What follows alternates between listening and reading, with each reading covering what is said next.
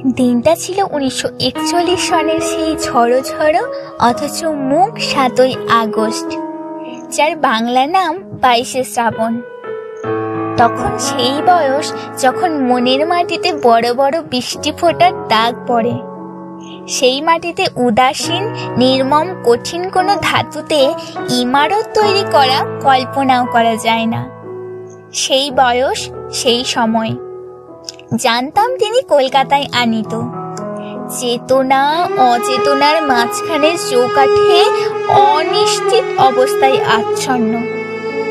প্রতিদিন তার স্বাস্থ্য সমাচার সংক্রান্ত পত্রিকা বের হয়, আর তার উপর হুমড়ি খেয়ে পড়ি আমরা, যারা দূরবাসী, আচার্য দ্রোণের একলব্য শ্রেণীর। কুয়াশা কেটে ফেটে মাঝে মাঝে যেমন কাঞ্চনজঙ্ঘার রৌদ্রাভর রূপ দেখা যায়, তেমনি তখনও চলছে মুখে মুখে রচনা, প্রায় প্রত্যহ একটি। অবিশ্বাস্য সেই সব ঘটনার সাক্ষী তখনকার প্রভাতী পত্রিকাগুলোর কয়েকটা সংখ্যা। আর অজ্ঞাত অগণিত আমরা তখনও কি সেই প্রত্যাশা করছি না যে পরম আশ্চর্য কোনো এক প্রত্যাবর্তন ঘটবে, কিংবা সত্যবানের মতো তারও প্রাণ প্রত্যাবনে বাধ্য হবেন একালের সেই মৃত্যু অধিপতি। জীবন মরণের সীমানা ছাড়িয়ে কম্পিত পায়ে তিনি তো আগেও এসে দাঁড়িয়েছিলেন প্রান্তিক এক বিন্দুতে, কিন্তু ফিরেও তো এসেছিলেন আবার। ইতিহাস কি নিজেকে আবৃত করে পারবে না আবার? পারে, হয়তো করেনি। খবরের কাগজের বিশেষ সংস্করণে সেই অমোঘ সত্যটাকে শিরোধার্য করে বেরিয়ে এসেছিল রবি অস্তামিত। মুহূর্তে সব কাজ থেমে গেল।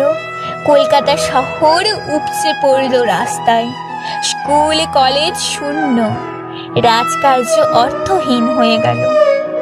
উকিলের সামলা, পাদ্রির আলখেল্লা, হলুদ আর গেরুয়া রঙের উত্তরীয়, গোল টুপি, বাঁকা টুপি, পাকড়ি, কেউ চলেছে, কেউ ছুটছে, কেউ বা দাঁড়িয়ে আছে চুপ করে। থেকে থেকে ঝাঁকে ঝাঁকে বৃষ্টি তার জাপার পথটা ধুয়ে ধুলিহীন করে দিচ্ছে। ঢেউয়ের পর ঢেউ, ভেঙে ভেঙে ঢেউ ছাড়িয়েও যাচ্ছে। সেই ঢেউয়ের চূড়ায় তলায় ফেনাই ফেনাই মহামান্য নেতা থেকে সামান্য মানুষে মানুষে গড়া জনতায় মিশে মিশে একাকার। তারই মধ্যে শয়ান বনস্পতিকে বহন করে নিয়ে গেল একদল লোক। অথবা সবার আগে আগে ওই যে তিনি নিজেই বুঝি চলেছেন, চলে গেলেন। এমন নয় যে অকাল মৃত্যু, এমন নয় যে অপ্রত্যাশিত, তবু সেই মুহূর্তে কঠিন মাটি ফেটে গিয়ে গহ্বর খুলে